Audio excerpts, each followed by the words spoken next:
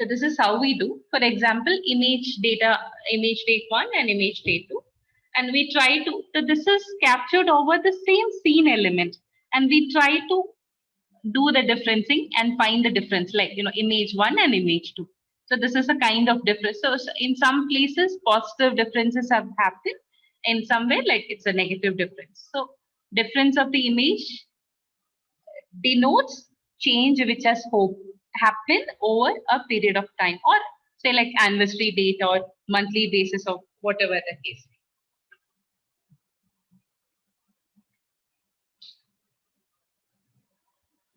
Okay, so we'll look into the pros and cons. It's very simple and easy to interpret, robust, and difference values cons. Difference values absolute. So same value may have different meaning depending on the starting class. So this is what signifies you have to really go into a scene element and do ground interventions.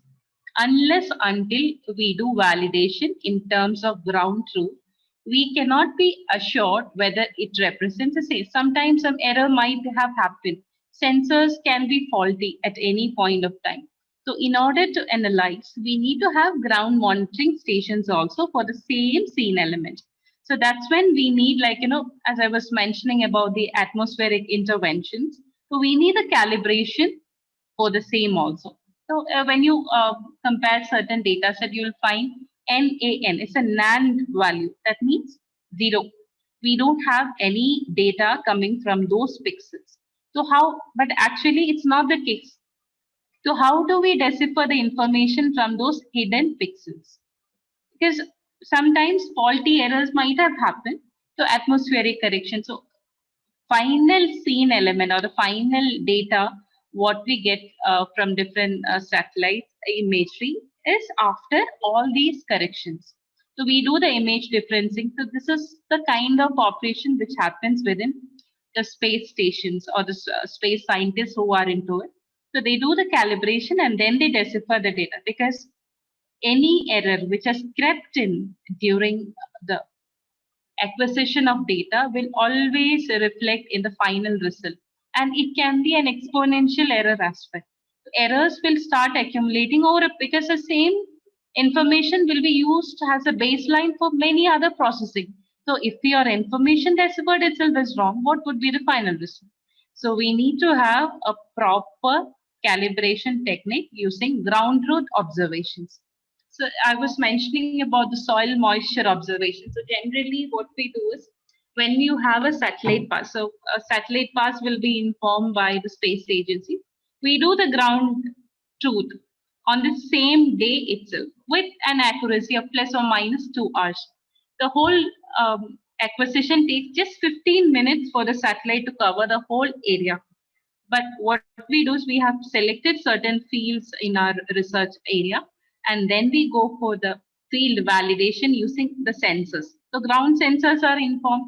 So we get to know if there is any wrong deciphering in terms of data from both the data sets. Not just a satellite imagery, we have a ground truth also. So as far as possible, there should be a mechanism. So that's when you get to know the correction part. If there is a biasing of, if there's an error part, we can always get back to the ground truth and then do the corrections. So this atmospheric data or atmospheric information is a lot to do, because there'll be a lot of contamination in it. So sometimes the signal has to traverse to the forces of nature. So there will always be a error part involved. So how far we can trust the data, it all depends on the ground truth. So this is a major application.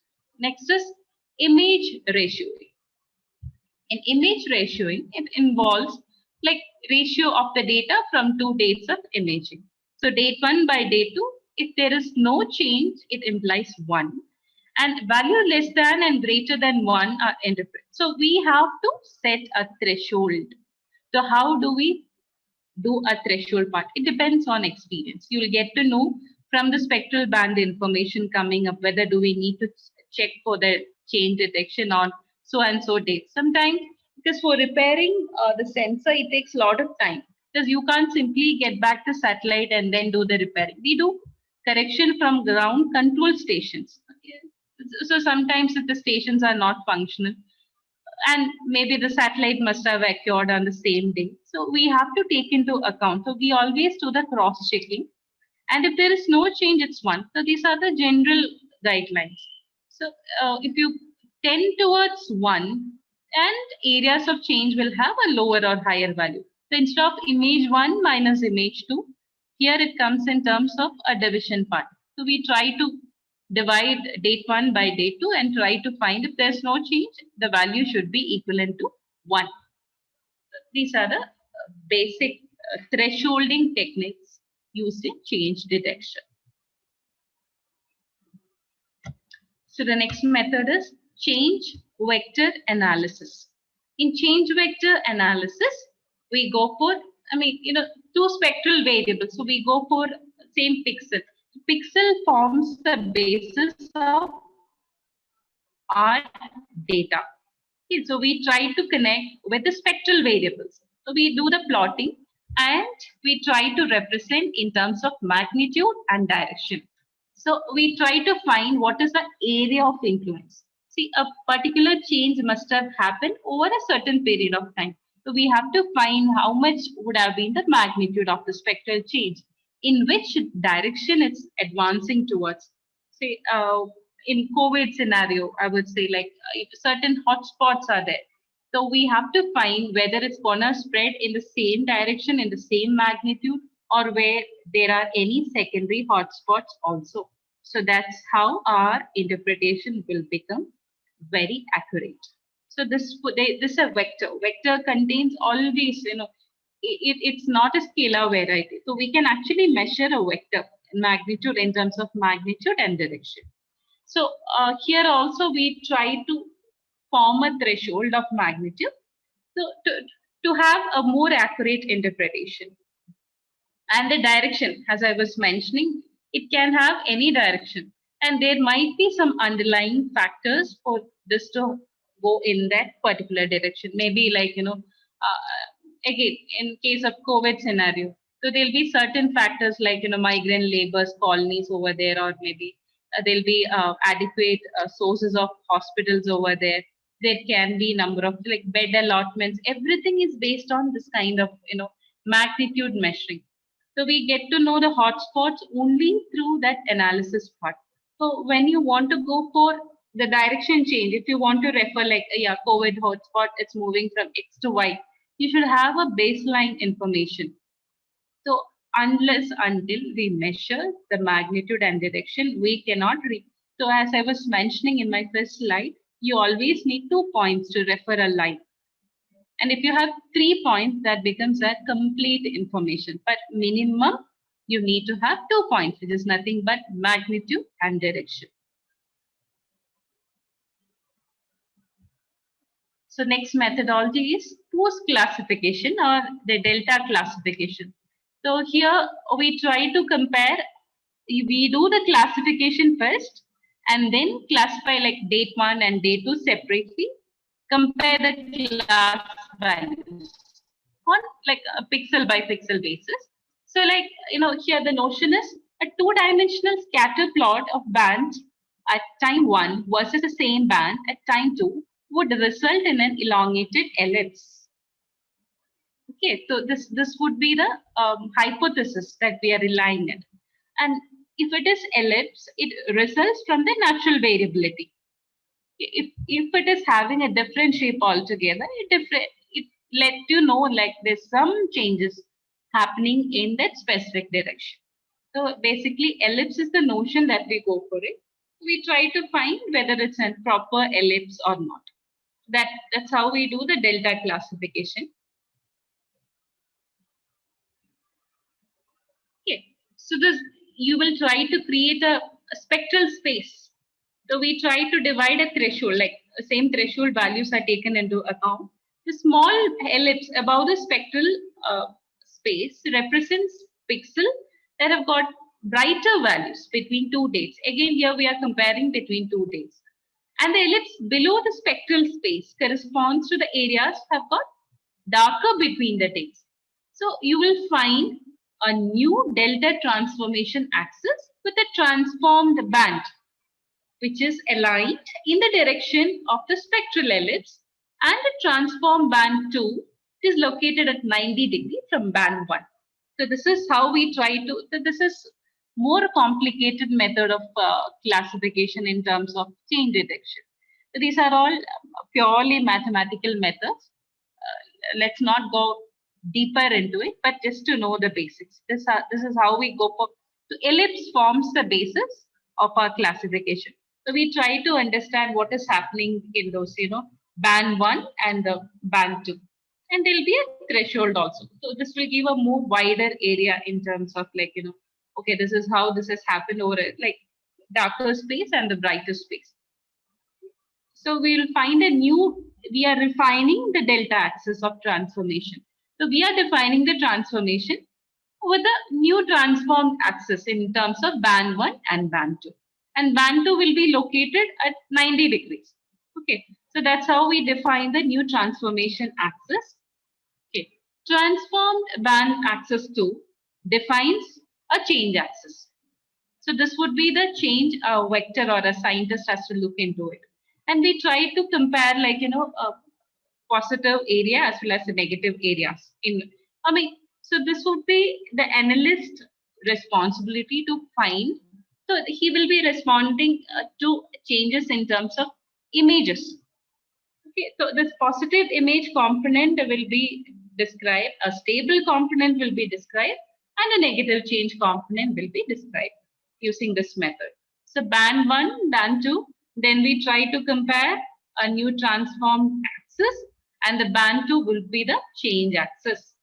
So, and then positive and the brighter direction. So this is how, and then we try to analyst, if he is an experienced person, he'll get to know where exactly the positive changes are happening, and the information differs in terms of analysis based on that negative axis. The areas of change will be included in the new imagery. So this is how the analyst displays the information to the general public. So these are the basic information based on change detection. So radiometric and geometric calibrations are very critical. As I was mentioning, like, during the capturing of the imagery, we'll be having a lot of interventions in terms of, atmospheric correction. So these calibrations are critical to find the accuracy of the imagery or the data. Image is nothing but the data what we are interested in. And like phenology, then sun angle, these are the unwanted sources of change. So we have to minimize this using different methodology. So we make use of like all change detection techniques in terms of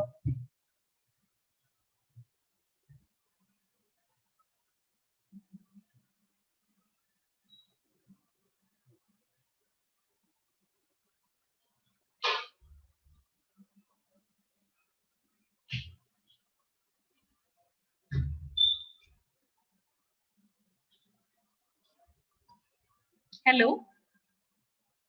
Yes, we are able to hear you, Ms. Chandru. Yeah. So unwanted sources of change, and there can be like noise element. The noise is one major source of disturbance in terms of capturing imagery. So unless until we reduce the noise, but we'll deal about it in the next slide. So there can be lot of interventions from atmosphere as well as from the scene element for capturing the data. So our ideology is to have the most perfect data possible for our interpretation part. So there are like, there can be like, if an analyst is not experienced, or there can be interventions in terms of errors. So the classification depends on experience. So it's always better to have a reference image than not to have one. The reference image in terms of ground truth as well. So generally in most of our experience, we go for ground truth observation along with a change detection procedure. So we'll get to know sometimes satellite image, as I was mentioning, the sensors might be faulty. So they may not record the accurate information. So when you have a ground sensor or a ground equipment for measuring the information, we always have a baseline for comparison instead of just relying on a space source. So we go for like, I was mentioning about, flight mounted sensors and all. So we go for low resolution imagery. So we'll get more information as well as a better view of the scene element instead of just having a dependency on the satellite element. And so we have sensors also. We try to create at least two sources of imagery for the same scene element. Often we purchase data sets from different space agencies also for a, so when you do the purchasing part, you have to mention the latitude and longitude and area of influence. So area of influence can, because there are different countries who are involved into space mission. So we can buy the satellite imagery or we can download from the free sources after defining our areas of interest. There are open sources also. So these are the rough methods that we follow for change detection. Change detection is the most sought after method for analyzing any kind of pandemic also. So then we try to relate with the information available in the past and present, and then we try to relate with the both. So there'll be a missing link as well. Satellite imagery will provide you the link necessary to bridge the gap in the information. So these are the methods basically used for change detection. It's most widely used in all government departments, especially watershed department, agriculture department. So that's how you can actually allocate the projects for certain, disaster management centers will be there. So they'll be advising the government on where exactly the changes happen, the reason, and the scientific community will be involved in deciphering the changes. This is how, just basics of remote sensing and why is it important for an country or a region like our nation, and how can we use it for the benefit of humanity. These are the, general guidelines about remote sensing, because we are not going, because designing a satellite will require information coming from the ground truth as well. So satellite designers, it's very important. So often people design satellites based on such kind of information from ground truth. So there will always be a scene element well defined in terms of ground truth. So that's from where the satellite design starts.